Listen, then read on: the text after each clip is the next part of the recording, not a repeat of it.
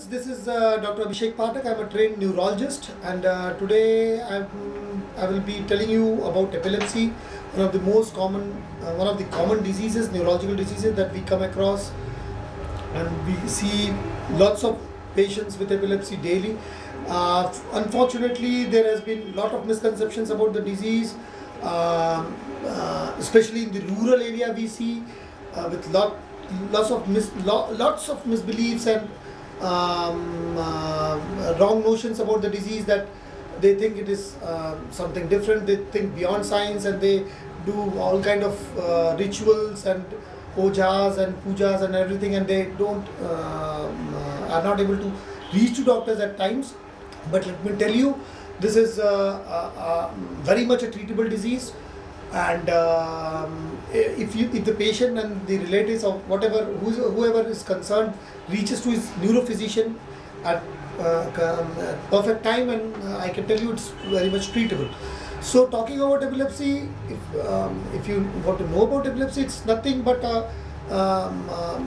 loss of sensorium with abnormal tonic-clonic posturing of limbs, and with loss of some sensorium, or sometimes tonic-clonic movement of face with transient loss of sensorium.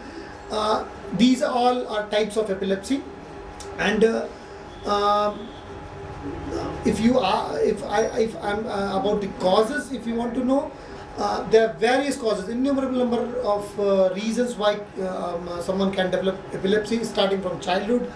If the patient, if the baby has some birth asphyxia, or if the mother has intranatal infection, there are chances that the child might develop some infection which can cause epilepsy lifelong. Other cause could be if there is some untowards delay in the pregnancy, or it's a complicated pregnancy, and somehow child cries late after the birth. There are, and in turn it causes hypoxia, which can cause it, which is one of the major causes of epilepsy, childhood epilepsy, which can continue lifelong. That is one of the most common cause. Third could be a child acquiring any meningeal infection, any meningoencephalitis, any infection pertaining to brain, CNS, which as a sequelae can have epilepsy.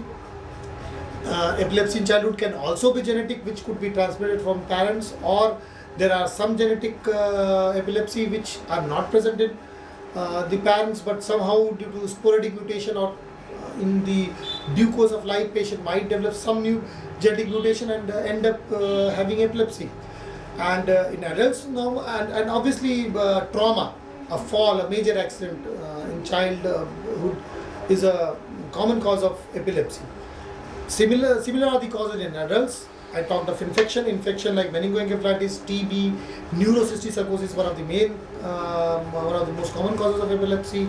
Again, a trauma, road traffic accident, or someone getting hit by some objects, sharp objects, blunt object. The degree decides whether there are chances that she develops epilepsy. Tumors, some kind of brain tumors, or can cause epilepsy. Metabolic abnormalities like calcium, sodium defects, these are known to cause epilepsy, but these are transient. So these are the causes which can lead to epilepsy. If how to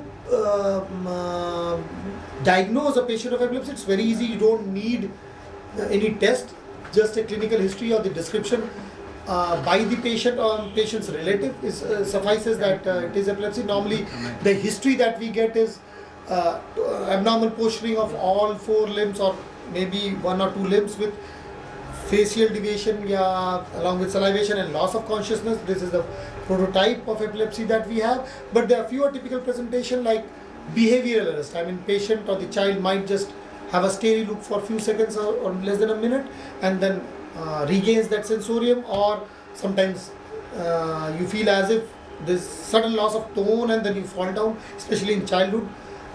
So these are typical presentations of epilepsy, which are hard to diagnose by a non-neurologist, but then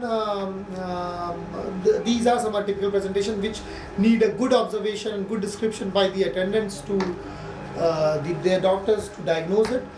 And the test that we normally do is obviously apart from routine investigation like few blood tests to imaging. It could be CT, it could be MRI, which which is needed in the diagnosis to know the reason of epilepsy. Few genetic tests are available which can again diagnose you with genetic causes of epilepsy, and obviously EEG just tells you EEG shows you the brain waves arising out of your brain, and then the abnormality is seen in epilepsy, and in turn the neurologist diagnoses the epilepsy. Treatment part, there are lots of drugs, whole gamut of drugs is available. If you compare from what was available 30 years back, now we have a more number of drugs with different activity. So it's very much, so the treatment part is very much, we have lots of armament in our kit to treat epilepsy. The newer drugs like levetiracetam, which has come up, has lot of safety data available to it, so it's relatively safe, and the duration, and the other part is surgical part. If the patient does not have control of epilepsy, diseases cannot be controlled on 2, 3, 4 drugs, then there is a possibility that we can cure the epilepsy by the surgery part, which is again there are few centers in India, including AIIMS, maybe Sri Chitra, NIMHANS Bangalore. There are few centers which are routinely doing epilepsy surgeries. So that is the surgery part. So lots of people think that epilepsy cannot be treated by surgery, but that's why I told you that there are few class of epilepsy which can be treated by surgery, and hippocampal sclerosis or temporal sclerosis is one of the common causes that we come across. The duration of treatment is again debatable, and it's very variable depending on the patient and the treating doctor. If you have a NCC or tuberculoma, probably you might not require long-term treatment at times. At times they also require long-term treatment. In few cases like JME, you require lifelong treatment. So the common things that we see in our day-to-day practice is that patients at times they leave their drugs on their own without consulting their physician, and what happens is they end up with flurry of seizures with altered sensorium, which is called status epilepticus, and they might end up in ICU, and which has this condition has high mortality. So my advice is never leave your treatment without your neurophysician. Discuss every problem during epilepsy, because these anti-epileptic drugs have few side effects which can be played around with different drugs. Lots of permutation combinations are available, but you need to consult your neurophysician for the same. And so at the end, I would like to say epilepsy is very much treatable. Good drugs are available, few surgical options are available, and if you reach to your neurophysician in time, at times it is 100%. It comes with 100% cure and good quality of life. Thank you.